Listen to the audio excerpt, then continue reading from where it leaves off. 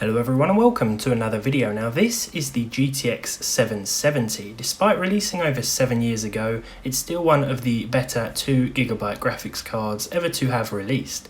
At the point of its launch, we had already begun to see a few 4GB graphics cards hit the market, the trend beckoning the question, should I buy the 2GB version of insert graphics card name here, or the 4GB version instead?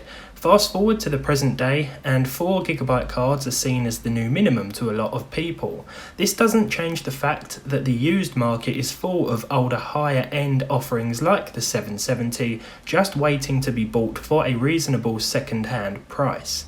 This one cost me just £55, which is the same price as a lot of 750 Ti's. I use the weaker card as a reference point. But are 2GB cards still worth it these days, and what sacrifices should you expect to make when trying to play new or demanding titles?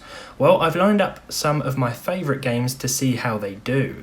So what you're going to notice throughout is how the VRam usage, as labelled by MSI Afterburner, is always sitting close to or just exceeding 2000 megabytes or 2GB. Although I've obtained one of the better GTX 770s, the EVGA superclocked edition that features a couple of from the factory speed tweaks, the power of the card alone isn't enough to save it. Enhanced texture settings, for example, will be detrimental to cards that are tight on video memory. That being said, some games will tell you that you've exceeded the memory limit and still run fine. Call of Duty Warzone is where we'll start. At pretty much every setting, including low, the VRAM limit will be exceeded, but the game will perform with at least 30 FPS, close to 60 in fact. To guarantee yourself a plus 60 FPS experience in this competitive online FPS, you'll want to keep the aforementioned low settings and drop the resolution to 900p. You'll find me saying this a lot throughout today's video. In fact, you could sum up everything in that one sentence: lower the resolution to 900p for a much better gaming experience. You'll also notice that because we are using a Ryzen 5 3600, which allows the graphics card to reach its maximum potential, that I'll be running at 90 to 100% usage most of the time. It is essentially the bottleneck, and in a real world situation, if you are building a budget gaming PC and you want to use an older card like this, then you probably wouldn't choose a CPU like this. An i5 of some description from a previous generation would be best, maybe a 4690 or similar, maybe an FX 8350 if you want to go with AMD. Next up, I tried Microsoft Flight Simulator. I have been having a blast with this title. I flew over my hometown and then accidentally crashed into the majority of it. For this test, I took a jet over the City of London, which, although better represented with higher settings, does still look good at low. This was necessary for a consistently smooth experience, though we'll be focusing more on this game in the next video, as I have a build planned especially suited to the system requirements. I'm sure you can imagine what that will be like. Luckily for us, the game is fairly inclusive of users who may like to run at lower resolutions. I think 640 by 480 was even an option. I stuck with 900p, and even so there are a few initial lag spikes. This seems to be present on a wide range of hardware at the moment. The game does take place across the whole world after all, so it's no surprise. It's also on Game Pass for PC, which is awesome as you can try it without paying full price, and then you can see if your PC can handle it. Once again, 900p was necessary for the 2GB 770, and even so, memory usage creeps up towards and eventually exceeds 2 gigs. I want to also feature two Bethesda titles here, Skyrim and Fallout 76. Skyrim is older and for some reason looks horrible when captured externally, but it runs at a constant 60 frames per second. This is the re-release or the special edition. I pretty much included Skyrim because it's still very popular among many of you, and me too, to be honest.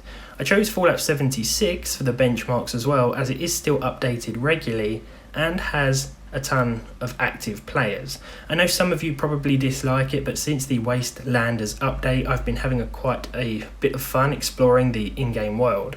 I've definitely got back into it. This also runs very well on the GTX 770, providing we turn the texture settings down to medium and choose the low overall preset. 1080p is still fine though. Any lag you see in this footage, by the way, and from the Skyrim footage, was actually due to the capture card, it would seem, not the games themselves, just to clear that up. I always have problems with external capture and Bethesda titles for some reason.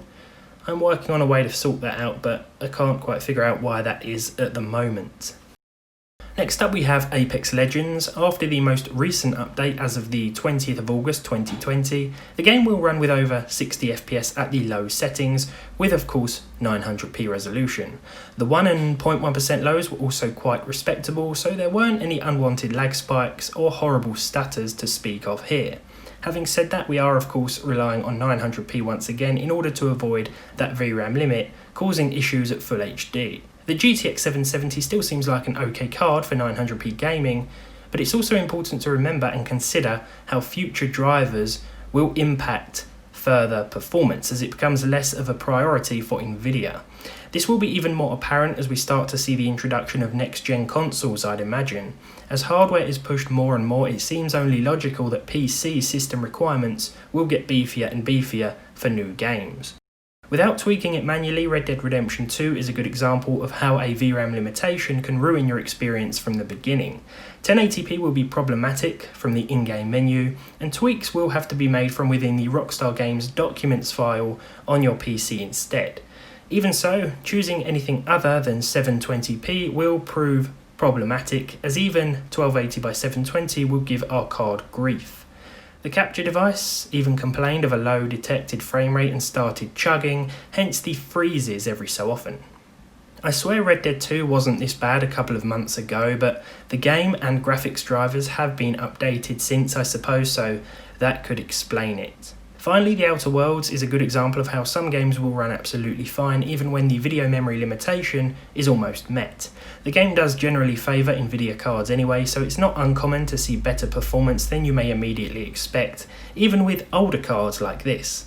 It's easy to assume that the 770's age can be mostly associated with its problems, but it is still one of the more capable 2GB cards available, and it is still supported by the latest driver updates. We're at a time when 4GB seems to be the entry point to aim for as far as graphics cards are concerned, and with so-called entry-level cards such as the 1650 and 5500 XT following this trend, it's quite clear that the days of 2GB cards are done. Some may even argue that 4GB isn't enough, but as a person focused more on budget tech, I wouldn't agree with such statements at this point in time. Let's not forget that there are still going to be some games that run absolutely fine with 2GB of VRAM, if you are willing to reduce settings like texture quality, of course, and in some titles, well, even that might not be necessary. So there we go, a look back at the GTX 770 and a discussion as to whether or not 2GB of VRAM is enough. Let me know in the comments if you still run with a 2GB graphics card, and if so, which one. Leave a like on this video if you enjoyed it, leave a dislike if you didn't, subscribe to the channel if you haven't done so already, and hopefully I'll see all of you in the next one.